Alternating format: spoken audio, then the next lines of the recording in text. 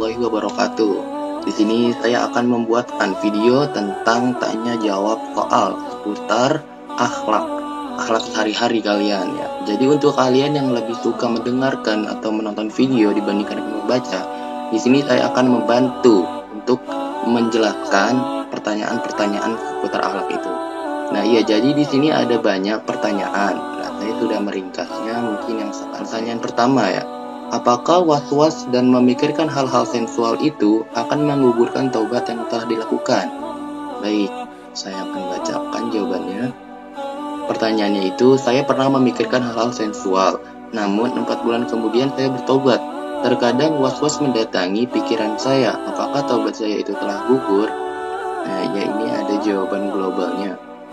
Apabila maksud Anda adalah was-was dan memikirkan masalah-masalah sensual atau seksual, maka untuk diketahui bahwa melintasnya atau datangnya pikiran-pikiran seperti ini dalam benak berada di luar ikhtiar manusia.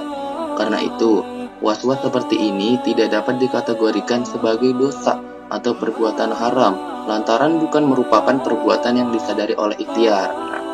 Hanya saja, Anda harus berupaya untuk mencegah supaya pikiran-pikiran negatif dan was-was seperti ini tidak menghinggapi benak Anda. Karena itu, Anda harus berupaya melenyapkan pendahuluan-pendahuluan munculnya pikiran-pikiran negatif seperti ini. Namun, apabila maksud Anda adalah onani, melakukan pikiran dan fantasi seksual, tentu saja perbuatan seperti ini haram hukumnya dan harus segera bertaubat. Apabila ia bertaubat dari perbuatan tercela ini dan kembali mengulang perbuatan yang sama, maka ia telah melanggar taubatnya. Ia perlu dengan tekad dan semangat yang kuat untuk kembali bertaubat dan memohon bantuan Allah Subhanahu wa Ta'ala supaya ia tidak lagi mengulangi perbuatan dosa yang berbahaya dan merugikan ini.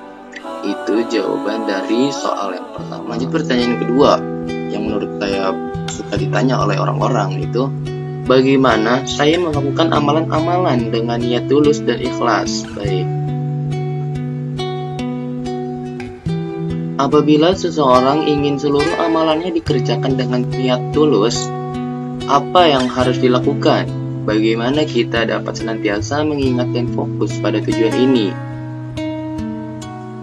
Jawaban global, ada jawaban detail. Ya baik, kita jawab jawaban yang global. Ikhlas artinya motif utama dalam mengerjakan berbagai perbuatan penghambaan. Kelayakan dan keridhaan zat Allah Subhanahu wa Ta'ala, bukan kelayakan dan keridhaan selainnya. Karena itu, pertama-tama faktor penghalang ikhlas yaitu riya. Ketergantungan pada dunia dan was-was setan harus segera dilenyapkan. Kemudian, melalui jalan pengutaan iman dan pengenalan terhadap Allah Subhanahu wa Ta'ala, berpikir tentang nilai-nilai ikhlas dan kerugian apabila sebuah perbuatan tidak disertai dengan ikhlas. Menyamakan segala sesuatu baik nampak atau tersembunyi pada penghambaan pada seluruh dimensi, merasa kerdil dalam penghambaan dan bermunajat kepada Allah Subhanahu wa Ta'ala akan memberikan kemampuan kepada manusia untuk memperoleh sebuah tingkatan dari berbagai tingkatan ikhlas. Ini jawaban detail. Selanjutnya pertanyaan yang ketiga adalah, apa tanda-tanda depresi pada remaja dan bagaimana terapi penyembuhannya? Kita lihat jawabannya. Pertanyaannya seperti itu. Dan jawaban global, ada jawaban detail. Saya akan membacakan jawaban global saja. Depresi merupakan sebuah bentuk penyimpangan perilaku atau kasih sayang dalam diri seseorang. Anak-anak dan remaja bisa juga mengalami depresi ini karena banyaknya tekanan mental yang muncul. Mungkin dikarenakan kematian salah satu dari orang-orang seputarnya, terutama kedua orang tua, atau mungkin dikarenakan perilaku keluarga yang aneh, tak wajar, kasar dan brutal. Ketiada rasa tenang, ketiada stabilitas dalam keluarga karena orang tua yang kecanduan obat-obatan terlarang. Dikarenakan pertengkaran keluarga atau dikarenakan sengketa keluarga dan lain sebagainya. Sebagai dari tanda-tanda dan indikasi penyakit ini antara lain adalah pembawaan yang sedih dan tak riang, tiada rasa puas dan rela terhadap kegiatan-kegiatan harian, terjadinya gangguan-gangguan dalam tidur, berubahnya nafsu makan, keinginan untuk bunuh diri, menyalahkan diri sendiri. Perbuatan perilaku anak dan para remaja, kecenderungan untuk menyendiri dan ketiadaan solidaritas terhadap teman-teman usia sebaya, rasa tak aman, agresif, mengganggu masyarakat, dan lain sebagainya. Tentunya, dapat banyak metode untuk menyembuhkan penyakit ini, di mana sebagai diantaranya adalah terapi orang tua, terapi musyawarah atau penasehat, terapi keluarga, terapi psikologi, terapi jasmani, terapi olahraga, dan sebagainya. Intinya sih ada niatan ya untuk.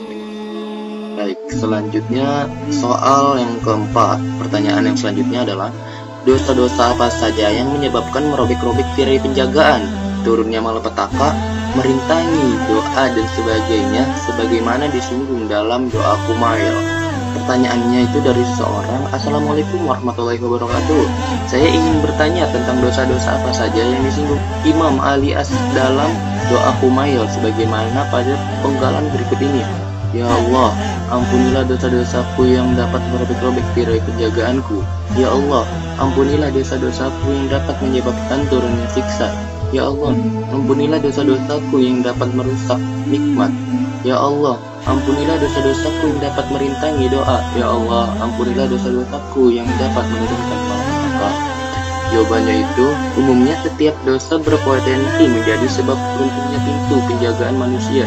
Setiap dosa dapat menjadi penyebab turunnya bala bencana, tidak terijabahnya doa, cabutnya rezeki dan berkah dari kehidupan manusia dan lain-lain. Pada dasarnya, ini merupakan tipologi dan konsekuensi natural dari dosa. Hal ini adalah sesuatu yang telah disinggung dalam sebagai referensi dan literatur Islam. Namun pada sebagian riwayat yang ada, terdapat beberapa riwayat yang mencoba menyinggung secara khusus pengaruh dan dampak dari dosa-dosa, seperti berbuat aniaya kepada orang lain, meninggalkan perbuatan baik dan berlaku ihsan kepada orang lain, kufur nikmat yang dapat merubah nikmat karunia menjadi nikmat petaka. Karena itu, terdapat dosa-dosa yang mendatangkan azab, seperti perlakuan aniaya seorang penganiaya yang ia sendiri menyadari hal itu, berlebih-lebihan serta memperlakukan masyarakat lewat dari batas-batas tertentu. Dosa-dosa yang menyebabkan tercabutnya rezeki manusia, seperti menampakkan kefakiran, tidur ketika waktu sholat isya sehingga ia harus mengqadha sholatnya. Dosa-dosa yang merobohkan tembok keimanan, seperti meminum minuman keras, berjudi, bermain-main serta bersenda gurau, berkata sia-sia dan tak berguna, mencari-cari aib orang-orang yang berteman dengan ahli maksiat. Dosa-dosa yang menyebabkan turunnya bala bencana, seperti tidak membantu orang-orang yang teraniaya, tidak memperhatikan kondisi orang-orang fakir, dan meninggalkan amal ma'ruf nahi munkar. Oleh karena itu, permohonan ampunan dan istighfar Imam Ali adalah untuk seluruh dosa dan bukan dosa tertentu saja. Soal berikutnya, nah ini mungkin banyak pertanyaan atau banyak yang ingin diketahui oleh anak-anak sekitar atau oleh banyakkan kalangan masyarakat. Manakah yang lebih baik jika saya menyerahkan sejumlah uang sebagai pinjaman atau sedekah? Jawaban global ya, memberikan pinjaman qardu al-hasanah dan bersedekah keduanya merupakan sunnah dan tradisi baik dalam Islam yang banyak dianjurkan dalam ajaran-ajaran agama. Di sini kita tidak akan membahas signifikansi, kedudukan, pengaruh dan keberkahannya secara rinci, melainkan hanya menyinggung secara ringkas tentang sebagian tipologi dan beberapa keunggulan memberikan pinjaman dan perbedaan dengan bersedekah. Sehingga di samping menjawab pertanyaan Anda, juga keutamaan dan keunggulan memberikan pinjaman menjadi jelas bagi Anda. Disebutkan oleh sebagian ulama bahwa keunggulan dan keutamaan ini bergantung pada beberapa syarat. Boleh jadi dalam beberapa kondisi tertentu dengan memperhatikan situasi dan kondisi sebagian orang. Bersedekah lebih prioritas ketimbang memberikan pinjaman. Soal selanjutnya itu adalah, saya tidak bergairah dan memiliki mood saat mengerjakan sholat. Apa yang harus saya lakukan? Ini suka ditanyakan oleh remaja-remaja sekarang. Jawaban globalnya yaitu, sholat memiliki sisi lahir dan sisi batin. Sebagaimana bentuk lahirnya memiliki adab-adab dan syarat-syarat tertentu, demikian juga dengan bentuk batinnya. Karena itu, Sebagaimana menjaga syarat-syarat lahir sholat seperti kesucian pakaian, menghadap kiblat, memiliki wudhu, dan sebagainya akan menyebabkan benarnya sholat. Memperhatikan syarat-syarat batin seperti perhatian kepada Allah Subhanahu wa Ta'ala, khusyuk, tumakninah, dan sebagainya juga akan menyebabkan benarnya batin sholat dan sejatinya akan menjadikan sholat kita diterima di sisi Allah. Dengan memperhatikan pendahuluan ini, maka harus kita lihat bahwa sumber tiadanya gairah, semangat, dan mood dalam mengerjakan sholat adalah lantaran ditinggalkannya salah satu dari syarat batin sholat. Dan dengan menjaga syarat-syarat ini, maka kita dapat mendapatkan gairah, semangat, mood, dan kehadiran hati dalam menunaikan sholat. Itu jawabannya. Lanjut ke pertanyaan selanjutnya. Nah, ini ada pertanyaan sama seperti tadi mungkin ya. Apakah sholat itu? Kenapa kebanyakan para kaula muda menghindari dari melaksanakan sholat?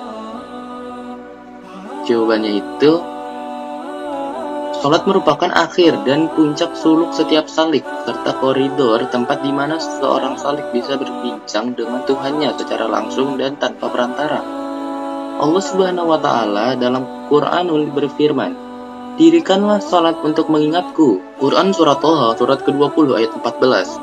Jika ingatan kepadanya telah terbentuk melalui sholat, maka kalbu manusia akan menjadi tenang, karena mengingatnya akan memberikan ketenangan dan keyakinan dalam kalbu, sebagaimana firman-Nya, "Hanya dengan mengingat Allah lah hati menjadi tentram." Sesungguhnya, dengan melakukan sholat, para pelaksana sholat tengah memusnahkan tabiatnya dan menghidupkan fitrahnya. Karena salah satu manfaat dan khasiat dari sholat adalah untuk menghidupkan fitrah manusia.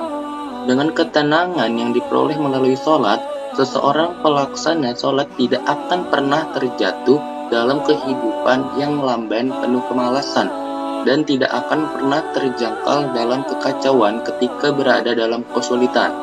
Sholat adalah sebuah kausar dan telaga yang akan membersihkan jiwa manusia. Sungguh, jika kita tidak merasakan adanya kesucian, kebersihan, dan pancaran cahaya dalam diri kita dari sholat yang kita lakukan, maka sesungguhnya sholat yang kita lakukan bukanlah sholat yang hakiki. Bisa saja sholat yang kita lakukan adalah sah dan benar, akan tetapi tidak diterima olehnya. Karena hanya sholat yang dikabulkan dan diterima olehnya lah yang akan mampu membersihkan dan mensucikan jiwa manusia. Dan seseorang baru bisa memfokuskan kalbunya dalam sholatnya ketika dia telah menutup mata dan telinganya di luar sholat. Sholat adalah pertemuan dengan sang kekasih, percintaan dengan yang dicinta, dan pasrah menyerah di haribaan yang dipuja. Sedangkan waktu yang terbentang menjadi jeritan rindunya dan tempat keluh kesahnya. Dia akan menemui pujaannya dengan pujian dan sanjungan penuh kegembiraan.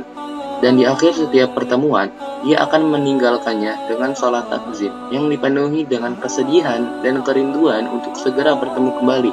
Selama kita tidak mengenal dan mengintiminya, selama masih ada yang lain di hati kita dan menyibukkan khayal-khayal kita, kapan kita akan memahami keindahan sholat? Seperti itu jawabannya.